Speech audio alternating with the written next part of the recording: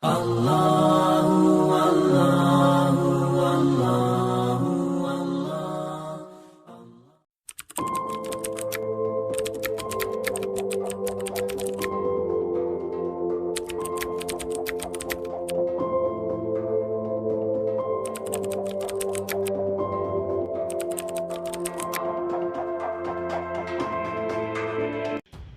kita jelasin dulu ya, apa 4 penafsiran yang sebenarnya ada menurut para ulama tentang ayat ini ya.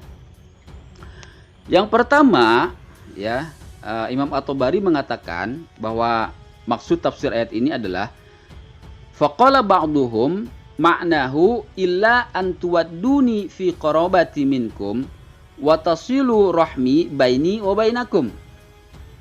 Nah, saya tidak akan menerjemahkan secara harfiah ya, karena kadang belibet malahan justru susah dipahami kadang-kadang.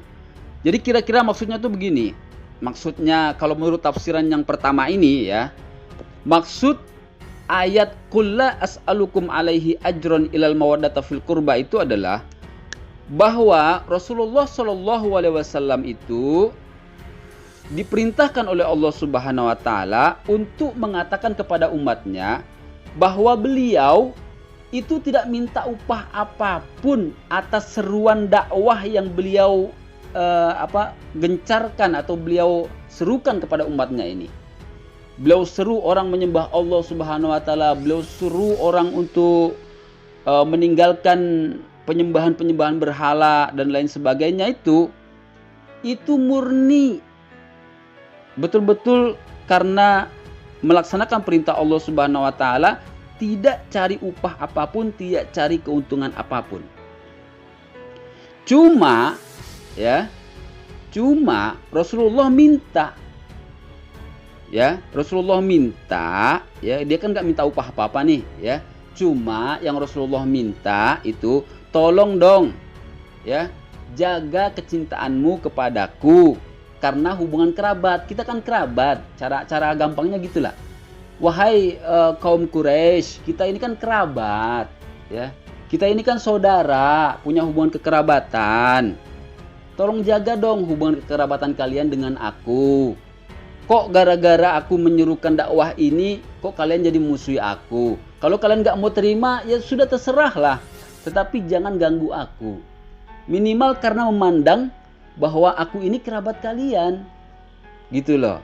Aku ini adalah orang yang pantas untuk dijalin silaturahimnya, gitu, ya. Jadi perlu diketahui, Bapak Ibu kaum muslimin muslimat rahimakumullah. Ini ada keterangan dalam kitab tafsir Imam At-Tabari itu juga ya, yang menerangkan bahwa Rasulullah Shallallahu alaihi wasallam itu ya, itu kan lahir atau ada di dalam kabilah Quraisy. Nah, kabilah Quraisy ini memiliki cabang-cabangnya juga gitu kan. Ya, ada cabang-cabang atau marga-marganya gitu ya. Marga-marga ini, marga itu ya, dalam kabilah Quraisy tersebut. Nah, atas berkat rahmat Allah Subhanahu wa taala kepada beliau yang tentunya punya tujuan yang baik ya, untuk barangkali untuk dakwah Islam ini. Ternyata Rasulullah SAW itu pada marga apapun yang menginduk kepada kabilah Quraisy, ya, pada marga apapun yang ada pada kabilah Quraisy, itu beliau memiliki hubungan kekerabatan, gitu, ya. Allah buat Rasulullah SAW itu seperti itu.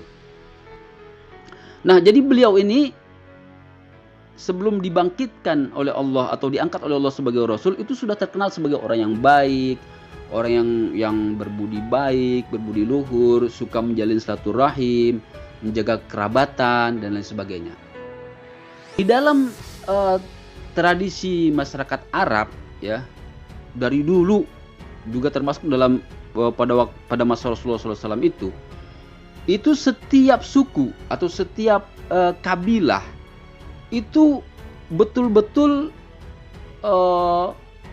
punya rasa memiliki terhadap anggota-anggota kabilahnya gitu.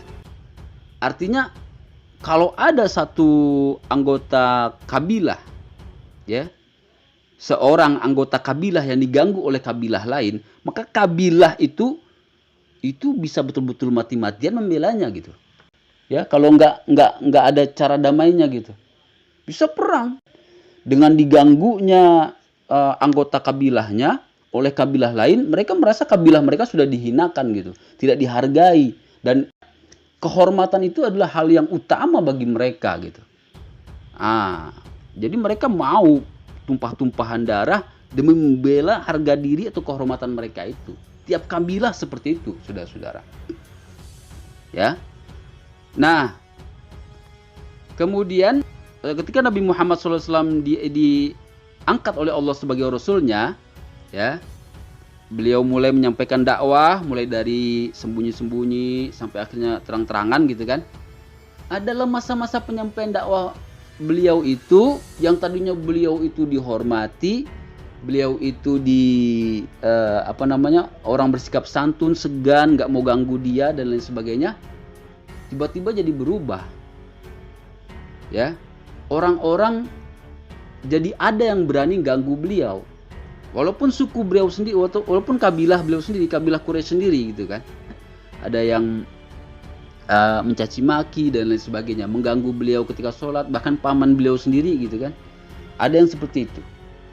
Nah, ini suatu hal yang aneh sebenarnya di dalam masyarakat Arab ketika itu. Makanya Rasulullah SAW katakan, ya udah, cara kitanya ya, kalau kalian gak mau terima dakwah aku, jangan ganggu aku, cintailah aku dengan memandang hubungan kekerabatan kita gitu. Jagalah tali silaturahim kalian kepada aku yang selama ini memang sudah tercipta di antara kita. Ya, itu cara gampangnya seperti itulah. Nah, ini model penafsiran yang pertama, ya. Model penafsiran yang pertama. Model penafsiran yang kedua, ya, adalah yang mengatakan waqala akharun bal ma'na zalika qul liman tabi'aka minal mu'minin la as'alukum ala ma ji'tukum bihi ajran illa an tawaddu qarabati.